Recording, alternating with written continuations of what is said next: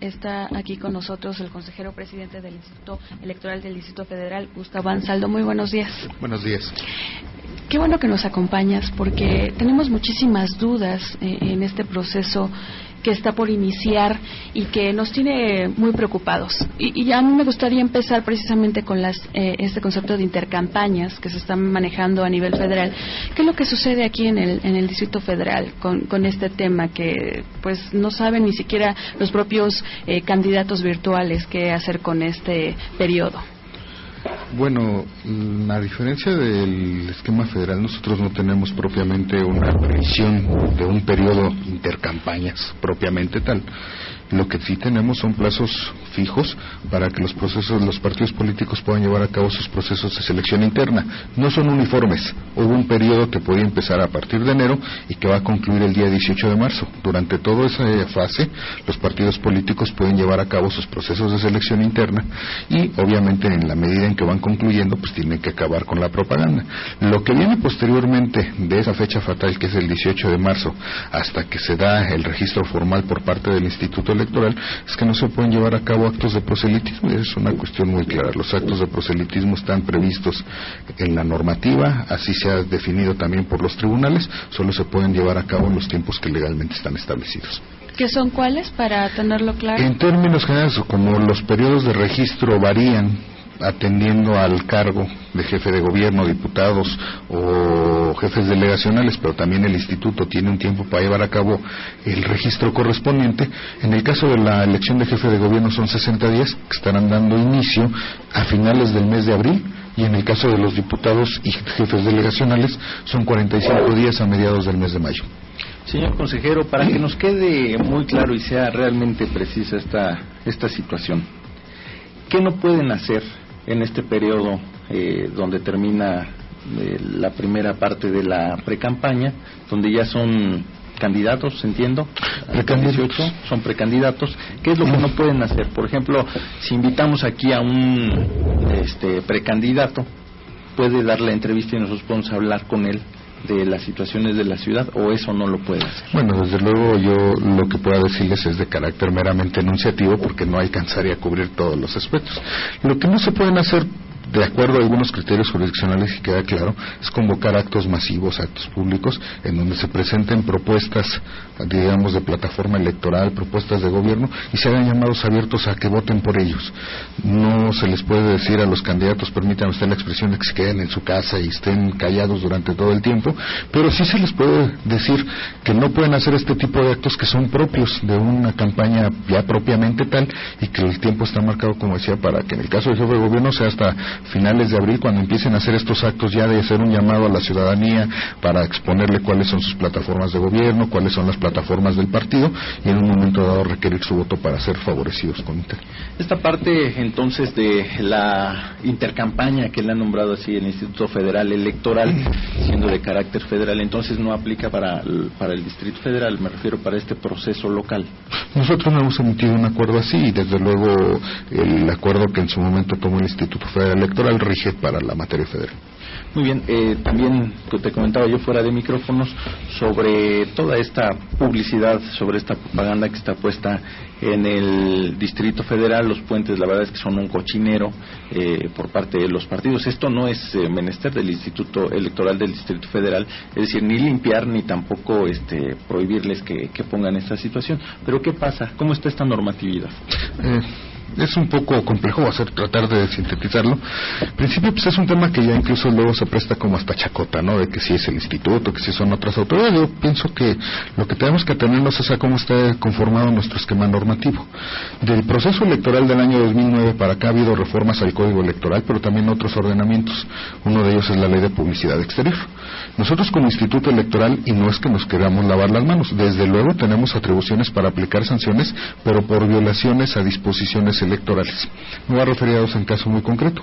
La posible comisión de un acto anticipado de campaña, o sea, si de estos espectaculares, gallardetes, mantas, se desprende una intención fuera de tiempo de alguna persona para llamar al voto, bueno, pues será un acto anticipado que en algún momento se tendrá que sancionar. También la posibilidad de sancionar a los partidos políticos por incumplir con las obligaciones de respetar otras normas. Hasta ahí, digamos, sería la parte que le toca al instituto. Pero llevar a cabo el retiro o sancionar por violaciones de tipo administrativo o ecológicas, como es colocar propaganda en un árbol, pues escapa a nuestro ámbito de atribuciones y eso le toca a otras autoridades, de acuerdo a la Ley de Publicidad Exterior, que contempla, la verdad, la participación de un sinnúmero de autoridades, secretarías, delegaciones, incluso el Instituto de Verificación Administrativa. En su momento, también lo he dicho y lo reiteraré, el Instituto Electoral como tal no tiene una infraestructura propia, recursos humanos suficientes para tener brigadas de retiro de propaganda. Hace unos días teníamos una reunión con la gente de la CEDUBI que nos decían que ellos tienen unas brigadas que están haciendo retiro de propaganda en horarios nocturnos. Nosotros como instituto no lo tenemos, no está dentro de nuestro esquema. Oye, consejero, retiran la propaganda y la publicidad, me consta porque yo los he visto en la noche, ahí están bajando, jugándose a veces hasta la vida, ¿no? Hay colgados en los árboles y en los postes, y resulta que al otro día amanece y amanece peor. Es un fenómeno que sí, indiscutible, creo que todos los ciudadanos lo presenciamos, y nosotros como instituto hemos hecho llamados, que es la parte que nos toca también, hacer exhortos tanto a las autoridades, hemos requerido el apoyo de las autoridades administrativas para pues reforzar estas campañas de retiro de propaganda, hemos estado teniendo contacto, pero también decir que esta parte no excluye a los partidos políticos, también a los partidos políticos se les han hecho llamados, se les han dirigido comunicaciones pidiéndoles que nos apoyen. Finalmente el proceso electoral, si bien es cierto, nos toca a nosotros como autoridad en un primer momento ser los responsables directos de organización, la realidad es que también participamos todos y la obligación debe ser compartida entre partidos políticos, ciudadanía y las propias autoridades. ¿Y qué tipo de propuestas tienen ustedes para que esto, evidentemente en este proceso pues ya está, ya no va a suceder, y seguiremos con las calles tapizadas de toda esta propaganda y publicidad? ¿Tienen alguna propuesta ustedes? ¿Han platicado con los partidos políticos, con los representantes para que no, en un futuro esto ya no se dé, que no sea tanta la contaminación visual, tanta la basura que se genere? Nosotros de manera permanente, siempre que pasa un proceso electoral, hacemos la toma de nota de los aspectos que vamos viendo que se presentan problemáticos, para efecto de en su momento ponerlo a consideración de los legisladores y se hagan las modificaciones a la ley. No quiero yo caer en un fetichismo jurídico de que todos lo solucionen las leyes, pero sí hay aspectos que deben de ser corregidos, entonces en este caso será igual, pero decir que desde el proceso electoral del año anterior, del 2009, ya habíamos tenido complicaciones con el tema de la propaganda y nosotros remitimos alguna opinión al órgano legislativo que era un tema que valdría la pena ponerle especial énfasis en regulación. En aquel entonces teníamos el problema de la situación de que se tenían que emplear materiales reciclables y que cuando se retiraba la propaganda se tenían que mandar a centros de reciclaje. El Distrito Federal no tenía tales. Hubo algunos partidos que lo hicieron, particularmente, y permítanme ustedes señalarlo abiertamente, fue el Partido Verde, que se hizo el retiro y quería mandar la propaganda a estos centros de reciclaje, y entiendo yo lo tuvo que terminar mandando a algún centro que estaba fuera de la ciudad, porque aquí no había. Entonces era un tema que se nos presentó, por ahí tomamos... ¿Los que no le entraron fueron los priistas? Algunos, o sea, me queda muy claro que fue el Partido Verde, pero algunos también lo hicieron en alguna proporción, no, pero era un tema que, la norma era muy ambiciosa, decía, cada propaganda que se retira hay que mandarlo a un centro de reciclaje. El problema que se presentó, más allá de que ellos quisieran o no quisieran hacerlo, es que ni siquiera había esos centros de reciclaje, ¿no? Otro tema que teníamos como problema es el de la distribución de las avenidas, que parece así como una cuestión curiosa, pero si es una avenida principal, entonces la competencia le corresponde al gobierno central. Si son avenidas secundarias, entonces es un apoyo para las delegaciones que les tenemos que requerir. Y se nos presenta un problema adicional. Pues cuando nosotros solicitábamos los auxilios para hacer el retiro de propaganda, no todos los partidos tenían la misma cantidad de propaganda. Hay partidos que colocan un mayor número de propaganda, entonces pasaban las autoridades, hacían el favor de hacer el retiro, pero la retiraban de manera uniforme y después nos decían, pues se retiraron tantas toneladas de propaganda. Sí, pero ¿cuánto le correspondía a cada quien? Entonces era difícil hacer, digamos, la aplicación de una sanción, ¿no? Claro. Consejero, cambiando un poquito de tenor, el instituto está listo ya para este proceso, y ¿cuáles son aquellas herramientas o su táctica que van a utilizar para poder responder correctamente tanto a la ciudadanía como a los partidos cuando se presenten controversias? Yo creo que hay dos fases.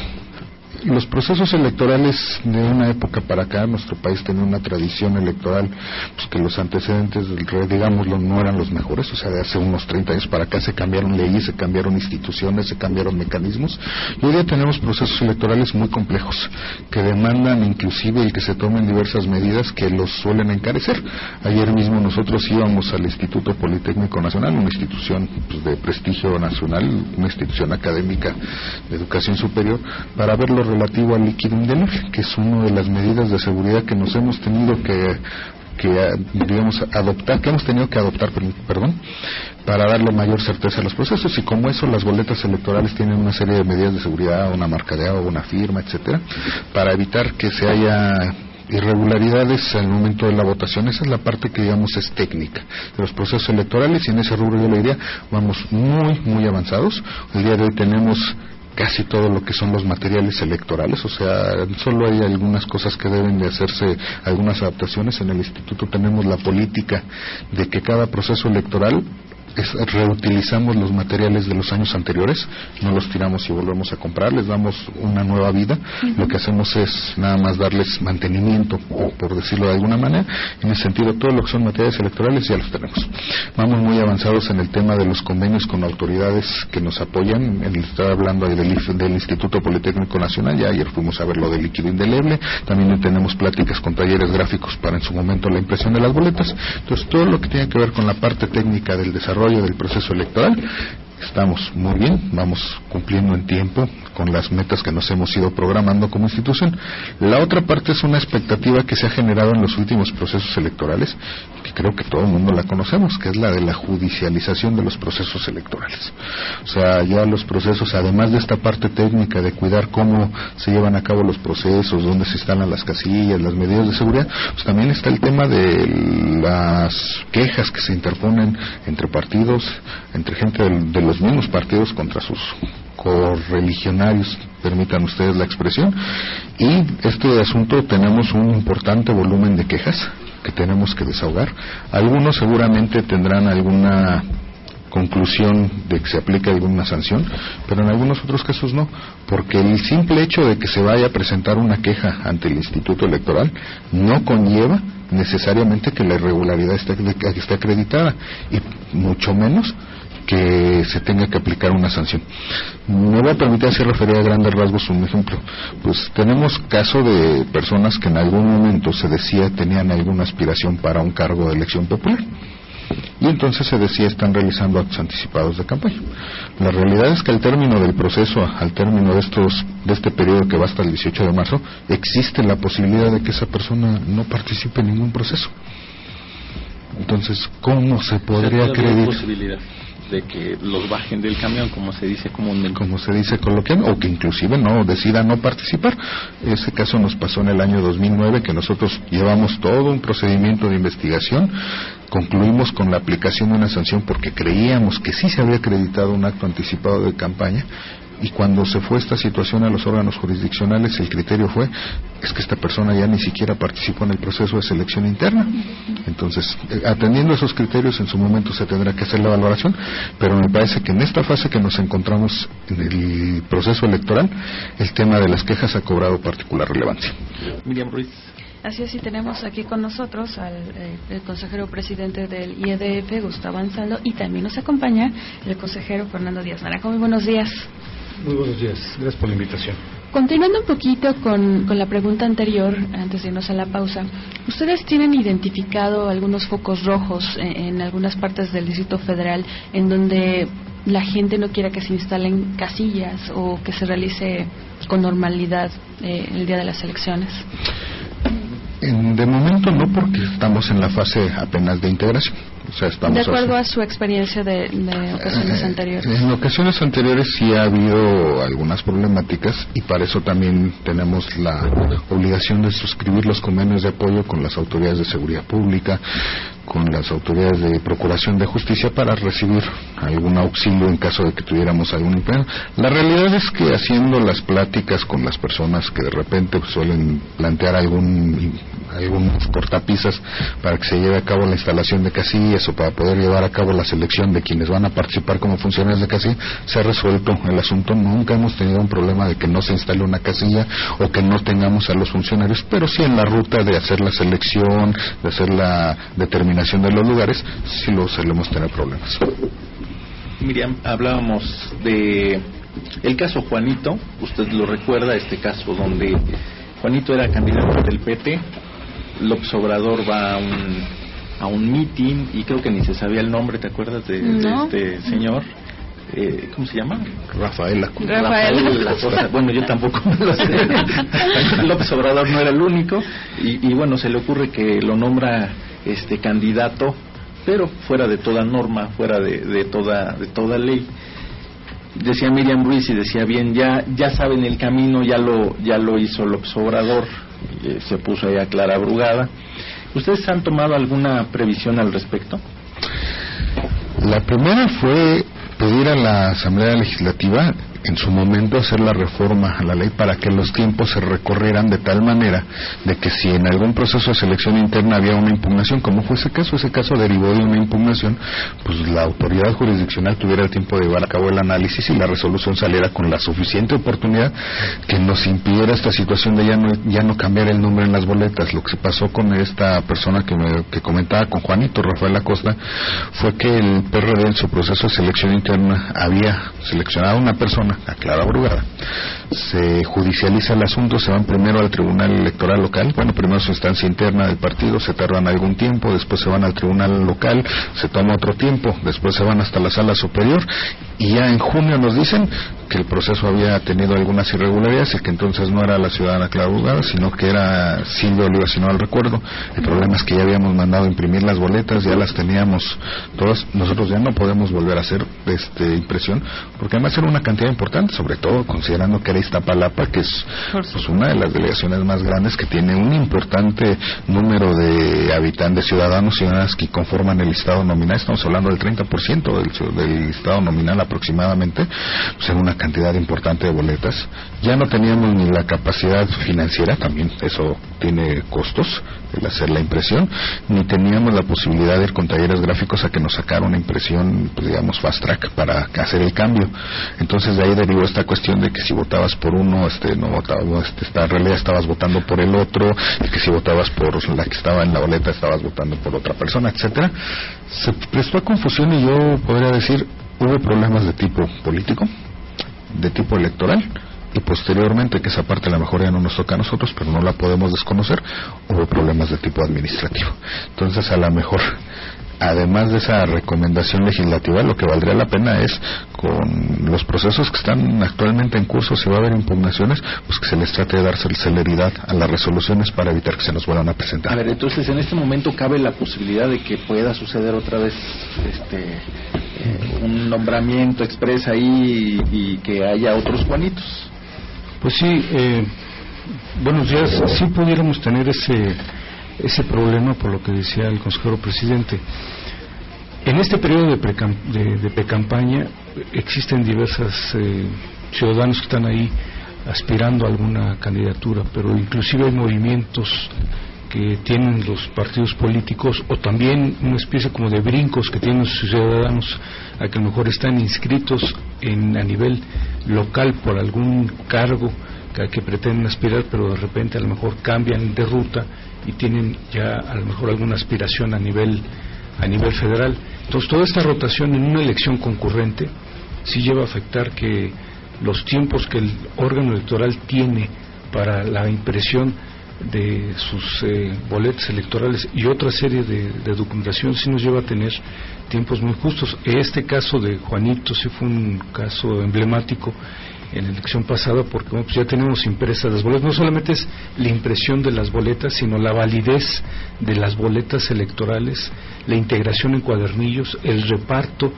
de clasificación de estas boletas para que después, en el caso de la delegación Iztapalapa, se fueran distribuyendo en los consejos distritales que integran la delegación Iztapalapa, y estos a su vez a la distribución a cada una de las mesas directivas de casilla de esa delegación. Es decir, es un proceso complejo, no nada más tener las boletas, sino también todo lo que implicó administrativamente la distribución de la logística para que llegaran las boletas, y que estábamos impedidos ya de hacer cualquier cambio, y que de haberlo hecho, primero era un costo volver a hacer la impresión de las boletas electorales con la persona que obtuvo el juicio, digamos, favorable, y la otra es habernos detenido en los tiempos para hacer la distribución a los consejos distritales y posteriormente a las mesas directivas de las casillas. Sí, lo que lleva a una decisión de momento, ¿no? Porque yo estoy prácticamente convencido de que se le ocurrió ahí en el templete a López Obrador por supuesto este nombramiento, y todo lo que implica, ¿no? En la confusión de la ciudadanía, al instituto lo que le todo implicó lo que causa es que en los cursos de capacitación, esa era la gran preocupación que tuviera el instituto, que hubiera tal confusión que a lo mejor al llenado de la boleta estuviera no necesariamente, a lo mejor, ¿qué hubiera pasado si a lo mejor gana a lo mejor algún candidato que a lo mejor otro partido hubiera impugnado porque hubieran hecho hincapié que la capacitación del órgano electoral no estuvo adecuada? Pudo haber sido un argumento, y nosotros pusimos mucho énfasis en cómo se tenía que capacitar, en especial en la delegación Iztapalapa, porque todo este revoltijo de nombres, que si era en lugar de Clara estaba Juanito, viceversa, etcétera, y eso pudo haber creado para el instituto una confusión que se hubiera tenido que judicializar. Afortunadamente hicimos, me parece, buen trabajo, está mal que lo diga, pero me parece que obtuvimos buenos resultados, pero sí pudimos llegar hasta esa parte, que bueno, eso puede inclusive, como hemos visto en otras entidades federativas, a anular alguna elección, después irnos a una elección extraordinaria y alargar un proceso electoral en alguna demarcación, ¿no? Sí, que políticamente, y partiendo de que el fin justifica los medios, que no debería de ser así la política, pues a López Obrador le resultó, impuso a Clara Brugada y ahí se aventó todo el mandato, ¿no? Toda la administración. Sí, y que al final quien resulta dañado son pues nada más los ciudadanos, simplemente porque muchos se confundieron, ¿no? Muchos votaron por Juanito en realidad y se tuvo que ir, ¿no? Que dejar el cargo. Yo por eso en la anterior intervención lo que decía es, si es un tema que bien como Instituto Electoral no nos corresponde, creo que no lo podemos desconocer, tuvo efectos administrativos, porque ustedes recordarán que ya una vez que se entregó la constancia, que tomó protesta del cargo, pues vinieron una serie de eventos que pues, se dieron a conocer a través de los medios, de que si pedía una licencia por determinado tiempo, que si regresaba a la delegación, que si renunciaba, y entonces pues obviamente eso no es la mejor, digamos, opción que puede tener un ciudadano respecto de sus gobernantes, ¿no? Sí, resulta antidemocrático el asunto, ¿no? Si estás realizando todo un proceso electoral como lo conocemos a nivel federal, a niveles estatales, aquí en el Distrito Federal, para que al final resulten con estas truculencias, torcer la ley, no tiene caso, ¿no? No. Doctor Antonio Padilla, muy buenos días. ¿Cómo están ustedes? Muy buenos días, bienvenidos, ¿cómo están? Yo quería hacerle una pregunta al consejero, si es tan gentil. En mi caso particular, yo no voy a estar en la Ciudad de México el día de las votaciones. El doctor nos viene a presumir que va a viajar a Canadá, mientras los señores consejeros y los comunicadores vamos a estar trabajando, el doctor va a estar en Canadá. Pero la obra a la que voy es enorme, sí es, y déjame hacerlo en público para enviárselo a la nenita. Ella se gradúa de la preparatoria ya y es muy importante sus eventos sobrina, como aquí, ¿no? Su promenade y todo lo que manejan ellos. Entonces, ya pero están todos invitados, no hay ningún problema. Lo hemos dicho sinceramente. ¿Qué pasa con las personas que somos viajeros, de alguna manera? O sea que ¿cómo podemos votar? Tengo entendido que solamente en las elecciones para el Distrito Federal. ¿Cómo podemos nosotros acercarnos y emitir nuestro voto? Sí, están amables, por favor. Primero agradecer la invitación, pero por varias razones no lo podremos hacer. Y los consejeros nosotros. Y sí comentar que lamentablemente esa hipótesis que plantea en concreto no la tenemos contemplada todavía. Tenemos contemplado el voto desde el exterior, pero para gente que ya tiene una residencia, que digamos desde ahorita está residiendo en el exterior y que va a hacer su solicitud para participar en la elección de jefe de gobierno por primera vez en la ciudad. Quienes residen en el exterior pero son ciudadanos del Distrito Federal van a poder emitir su voto para elegir al jefe de gobierno. Lo que nosotros ahorita tenemos es un esquema donde estamos haciendo el registro de los ciudadanos. Por cierto, es muy importante señalar que para el día 29 de este mes vence el registro por la vía postal, pero quedará abierta la posibilidad para que puedan emitir su voto vía electrónica a través del Internet, que es un esquema también novedoso que está implantando el Instituto Electoral, pero es para la gente que está haciendo las solicitudes del exterior, no para la gente que habita aquí en el Distrito Federal. De hecho, con el procedimiento que estamos contratando con algunos asesores para que nos apoyen en recabar este voto, estamos tratando de implementar un mecanismo para evitar que gente que se haya inscrito para votar del exterior termine votando en el Distrito Federal. La idea es que esos votos vengan desde el exterior. Esta hipótesis que nos plantea el doctor hoy ya no está prevista, solamente está la hipótesis de las casillas especiales que se llegan a poner, pero esas se ponen dentro del territorio nacional, y en todo caso se ve para la elección, digamos, federal. En la elección de jefe de gobierno, nuestras casillas especiales se reducen al ámbito local. No sé Sí, y aquí también insistir que el Instituto me parece va a ser pionero por primera vez en este sistema de votación. Si bien la postal y es un ejercicio que se han hecho otras autoridades, el Instituto Federal Electoral lo llevó a cabo en 2006 para la elección de presidente de la República, algunas otras entidades como fue Michoacán, también de vía postal, y por primera vez en el Distrito Federal los ciudadanos tienen la opción de escoger dos modalidades: la vía postal, en donde hasta el 19 de febrero tenemos un registro de 4.399 ciudadanos, pero y para el caso de la vía electrónica, es decir, por internet, tenemos en esa misma fecha, el 19 de febrero, 2.262 ciudadanos. Y hay que también tener en cuenta que para la elección presidencial el Distrito Federal fue la entidad que más votación registró, con poco más de 5.300. Entonces, creemos que pudiéramos superar esa cifra. Claro que ahora para el caso del Distrito Federal, para la elección únicamente de jefe de gobierno. ¿Y tienes un estimado aproximado de cuánta gente se registraría para ejercer el voto a través de lo postal o a través de juntando ambas vertientes? Nosotros pensaríamos que estaremos entre 10.000, 13.000 solicitudes de registro, que eso no significa que sean los ciudadanos que finalmente vayan a votar. Sobre el particular, nada más, el referente más cercano que tenemos es la elección federal del año 2006.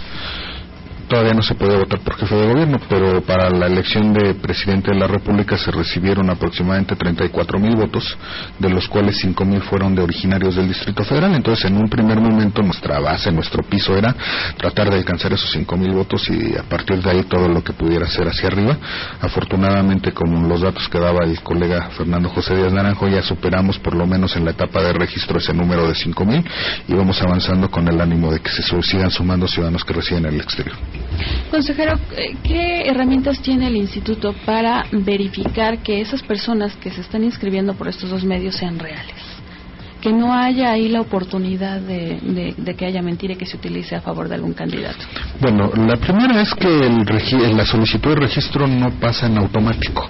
No porque se llegue la solicitud necesariamente quedan registrados, pasa por una serie de revisiones que se están haciendo en conjunto con el Instituto Federal Electoral, porque como ustedes saben, pues nosotros tenemos un instrumento federal que es la credencial para votar, que es propiedad del Instituto Federal. Entonces nos están apoyando para hacer la revisión primero en el listado nominal de que estas personas aparezcan en ese instrumento de carácter federal.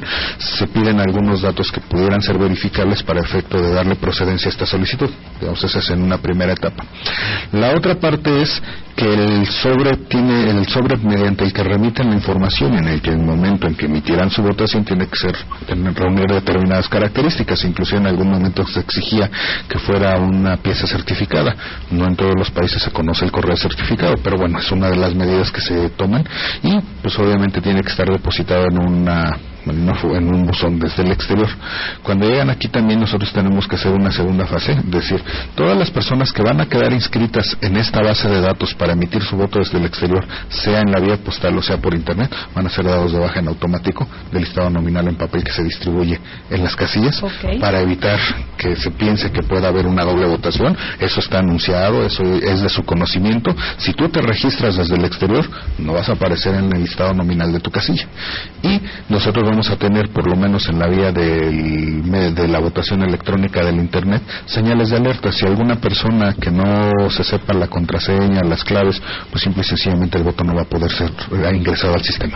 Muy bien, para terminar, se registraron en algunas otras elecciones estatales movimientos, cambios de domicilio. Esto tiene que ver con el Instituto Federal Electoral. ¿Qué tanto están trabajando ustedes en coordinación con ellos para detectar estos movimientos? Porque se hacía el cambio de domicilio e iban a votar a esos lugares. ¿Tienen algún indicio de esto en el Distrito Federal hasta el momento? Sí, bueno, el último corte que tenemos del padrón y lista nominal nos habla que al menos en lista nominal serán registrados poco más de 7 millones de ciudadanos para votar en las elecciones, y sí tenemos diversos convenios de apoyo y colaboración con el Instituto Federal Electoral para revisar, digamos, todos estos movimientos. No obstante, quien tiene esta primera revisión en primera instancia es el IFE a través de su Dirección Ejecutiva de Registro de Electores, toda vez que la credencial, el padrón y el listado nominal son instrumentos federales, y que a través de estos apoyos de colaboración y con los costos respectivos, porque no es ya gratis, nos apoyan con estos elementos, pero existen grupos al interior del instituto para la revisión del listado nominal, la revisión inclusive de la parte cartográfica, de la revisión inclusive de movimientos y las observaciones, sugerencias que se encuentran por parte del área técnica o inclusive por parte de los partidos políticos acreditados ante el Consejo General del Instituto Electoral del Instituto Federal, se les hace llegar a las instancias respectivas del Instituto Federal Electoral. Muy bien, pues ¿alguna cosa que quieran comentar antes de irnos? Bueno, yo agradecer este espacio y sí hacer un atento llamado a toda la ciudadanía, primero para que le dé seguimiento a los procesos electorales. Ya hoy día tenemos mecanismos que permiten darle un seguimiento, inclusive no es necesario que vayan a las sedes institucionales. Tenemos nosotros por lo menos nuestras transmisiones vía electrónica a través de nuestra página de internet, pero también tenemos los mecanismos de transparencia para que la información que soliciten, que se requiera, se tiene que responder en términos de lo que dispone la ley, y de alguna manera nos den un acompañamiento a través de esta vigilancia de los procesos electorales y tengan mayor conocimiento de cómo se van desarrollando todas las etapas, porque no solo participamos las autoridades, participan instituciones académicas, colegios de notarios, etcétera. No solo es una parte que nos toca, y de ahí es muy importante la participación de la ciudadanía. Eso es, digamos, en todo lo que es el proceso electoral, pero también hacer un atento llamado para que ejerzan su derecho a votar por la opción que consideren más viable, pero que sí no pierdan esta gran oportunidad de ejercer su voto el día 1 de julio, que va a ser cuando tendremos nuestra jornada electoral. Ellos sabrán por quién votar, cómo lo harán, claro, pero que vayan, que acudan a las urnas. Fernando. Sí, bueno, agradecer este espacio, sobre todo porque los medios de comunicación juegan junto con el Instituto un papel fundamental para que los ciudadanos estén bien informados sobre todo de estos aspectos que luego generan duda, que son las elecciones. Agradecer por ello este espacio, invitar a la ciudadanía que participa en la elección. Hace 6 años tuvimos un registro de poco más del 67% de ciudadanos que asistieron en una elección concurrente. Ahora con el IFE, que se juega la presidencia, senadores, diputados federales, y en el DF, jefe de gobierno, jefes delegacionales y diputados locales, y al menos el instituto pues tendría la meta de, si bien o estarlos a ese porcentaje, pero lo que buscamos es acrecentar ese porcentaje de participación ciudadana. Gracias. Muchísimas gracias a los dos por habernos acompañado.